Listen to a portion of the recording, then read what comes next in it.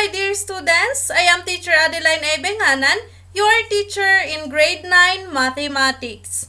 We are going to discuss Introduction to Quadratic Equations. What are our objectives in this lesson? First, you should be able to define quadratic equations.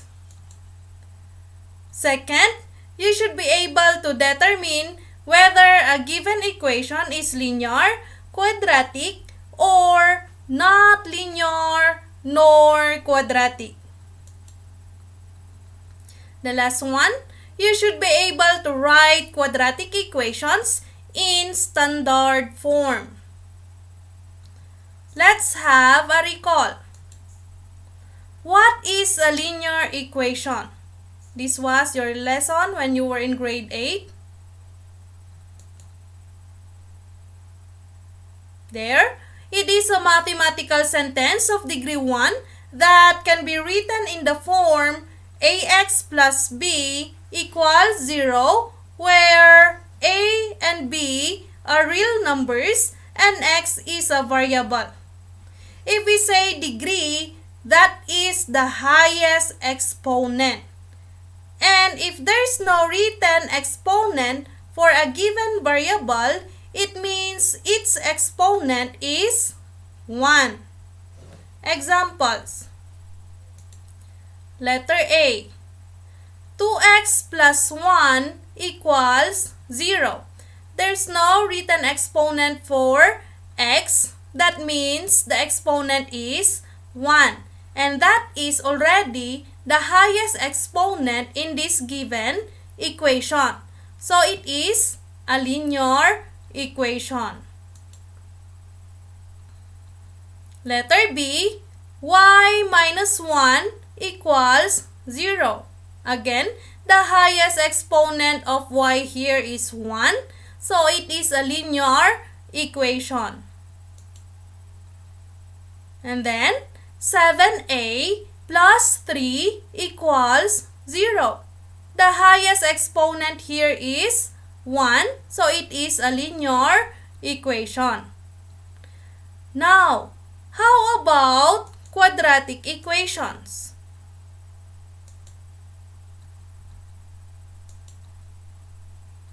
There, it is a mathematical sentence of degree 2 that can be written in the standard form ax squared plus bx plus c equals 0, where a, b, and c are real numbers and a must not be equal to 0.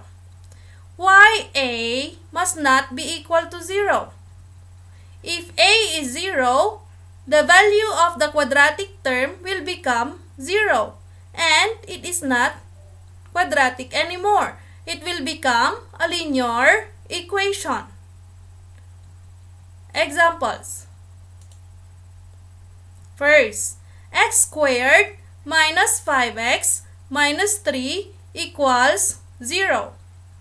You can see that the highest exponent here is 2. So it is a quadratic equation. Letter B, 3y squared minus 1 equals 0. Again, the highest exponent is 2, so it is a quadratic equation. Letter C, 3x squared plus 4x plus 2 equals 0. Again, the highest exponent is 2, so it is quadratic. Let us see the last example. The quantity x plus 2 times the quantity 2x minus 3 equals 0. This one doesn't look like quadratic. It looks like linear. But if we are going to apply FOIL method, it is actually quadratic. We are going to discuss how to write quadratic equations in standard form in the next slides. But for now, let's have an activity. There, you are going to determine each of the following equations, whether it is linear, quadratic, or not linear nor quadratic. You may write your answer on a piece of paper and then check your own answer also. Let's have number 1. 3x minus 1 equals 0. Your answer should be linear. Next, number 2.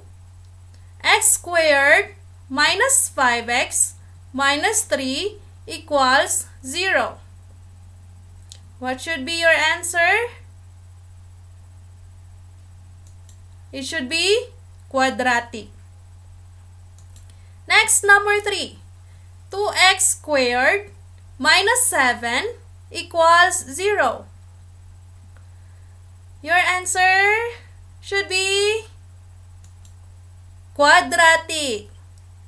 Next, number 4.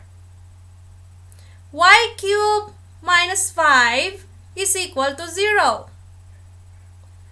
Answer? Not linear nor quadratic. You can see here that the highest exponent is 3. So it is not linear, it is not quadratic also. Number 5, the quantity x minus 2 multiplied by the quantity x plus 1 equals 0. Your answer should be quadratic. Okay, so we're going to discuss now how to write quadratic equations in standard form. So the standard form is ax squared plus bx plus c equals 0. Take note, quadratic term first, followed by the linear term, and then followed by the constant term, and then always equal to 0. Examples. Number 1. Negative 8x plus x squared equals 5. So, we will just write the quadratic term first. That is x squared. And then followed by the linear term, which is negative 8x.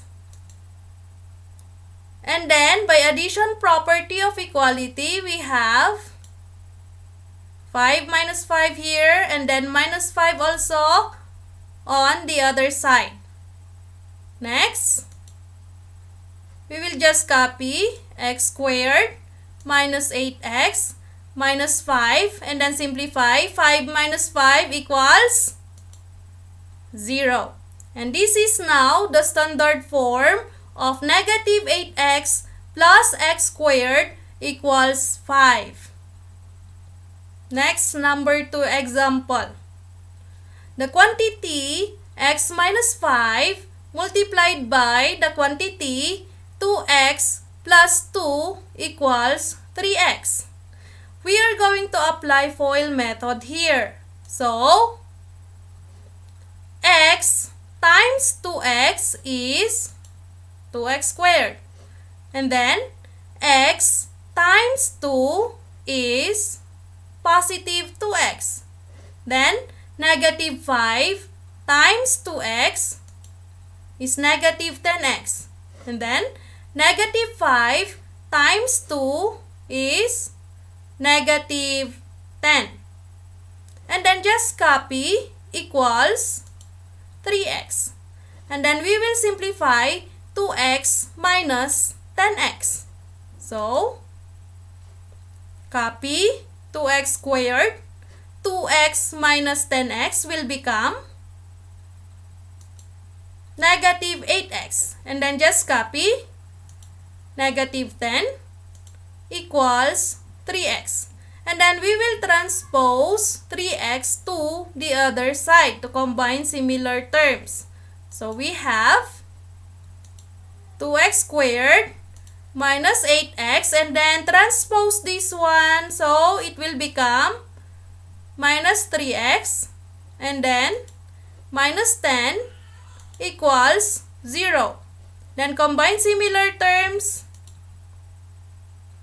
2x squared, negative 8x minus 3x, we have negative 11x, minus 10 equals 0. And this is now the standard form of the quantity x minus 5 times the quantity 2x plus 2 equals 3x. So that's how we are going to write quadratic equations in standard form. Now we're going to summarize our lesson. Using a Venn diagram, we have the linear equation and then quadratic equation. What is common to them? They are both mathematical sentence. What is their difference? Linear equation is in degree 1, while quadratic equation is in degree 2.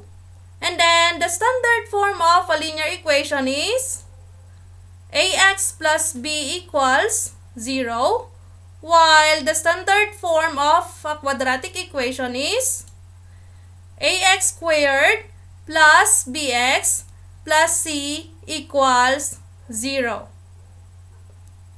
So that's all about introduction to quadratic equations. Thank you. I hope you understood our lesson.